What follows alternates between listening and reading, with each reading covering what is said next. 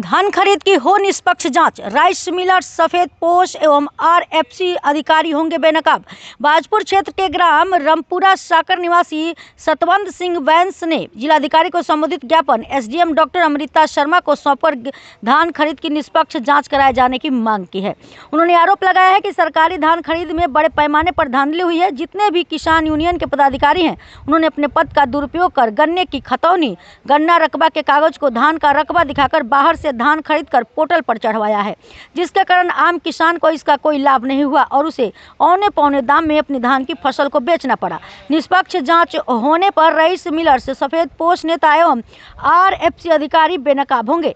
बैंस ने जिलाधिकारी उधम सिंह नगर से संबंधित क्षेत्रीय पटवारियों से गोदावरी करवाकर धान खरीद प्रकरण की निष्पक्ष जांच कराकर दोषियों के विरुद्ध कड़ी कानूनी कार्यवाही किए जाने की मांग की है, ताकि आने वाले सीजन में किसी भी किसान का शोषण व धांधली न हो।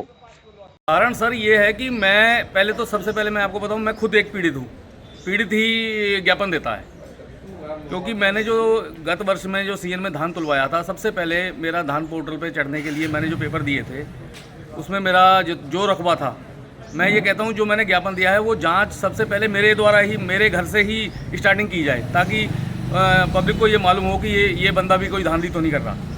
वो ऐसा हुआ कि जो धान मेरा 325 कुंटल जो तुला था वो राइस मिल के माध्यम से पोर्टल पर चढ़ा था।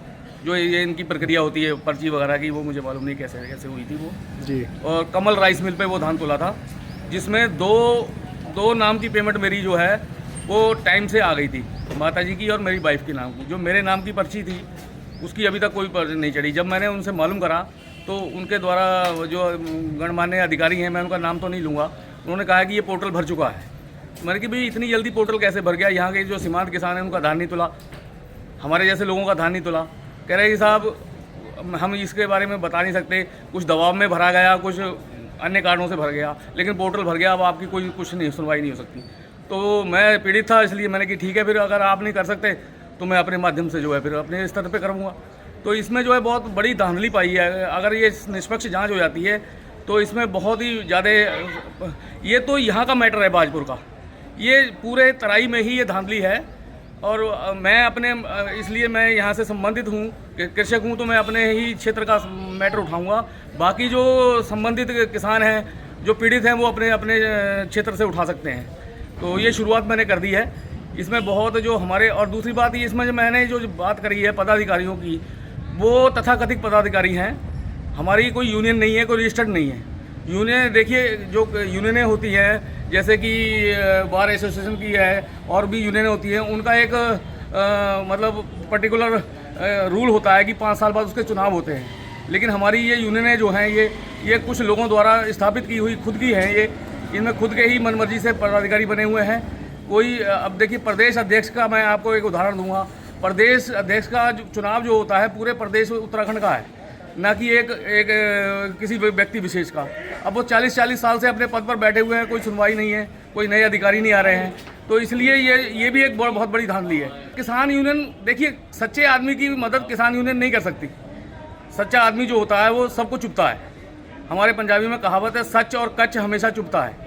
तो इसलिए किसान यूनियन, ये 20 गाँव वाला मैटर भी मैं आपको बता देता हूँ, उसमें भी 11 महीने धरने पर बैठे रहे, कोई उनके द्वारा कोई जो प्रयास नहीं किया गया, और सिर्फ जो है अपना 11 महीने तक अपना खाते पीते रहे, अपना नेतागिरी करते रहे। और यहाँ तक मैं एक और इल्ज़ाम लगाना चाह रहा हूँ किसान यूनियन पे कि देखिए, हमारी जो 20 गाँव का मैटर था उसमें हम इतने पीड़ित हैं कि हमारा एक तो हमें लोन नहीं मिल रहा, ऊपर से हमारी फसलें नहीं बिक रही हैं, तो हम कहाँ से वो करें। और जो किसान यूनियन को जो चंदा दिया गया था, सबसे पहले किन्नर समाज ने चंदा दिया था, उसके बाद नानक माता गुरुद्वारा ने 1 लाख का चंदा दिया। इसी प्रकार लाखों रुपए का चंदा 11 महीने तक ये अपना उस पर मज़े लेते रहे। उसके बाद बगैर किसी निष्कर्ष पर, बगैर किसी उस पर दबाव में आकर उठ गए। ये इन्होंने, इन्हीं की वजह से जो है ये हमारा मुद्दा 20 गाँव का भी अटका हुआ है। मेरी 2 ट्रालियों की पेमेंट आ चुकी है, पोर्टल पर चढ़ गई थी। एक ट्राली 80-90 कुंटल के करीब जो मेरे नाम से है, वो अभी तक उसका कोई ना कोई पोर्टल का पता चल रहा है, ना कोई किसी द्वारा मुझे पेमेंट की वो बात चल रही है। जब भी मैं जाता हूँ, मिलर्स कह देते हैं कि आपका पोर्टल पर चढ़ने वाला है, मिल जाएगा, लेकिन कोई मुझे इसमें जो है बहुत शक है और शक नहीं है, ये हकीकत है। जब इसकी निष्पक्ष जांच होगी तो इसमें बहुत से जो सफ़ेद पोश हैं वो शायद उनके दामन दागी हो जाएंगे।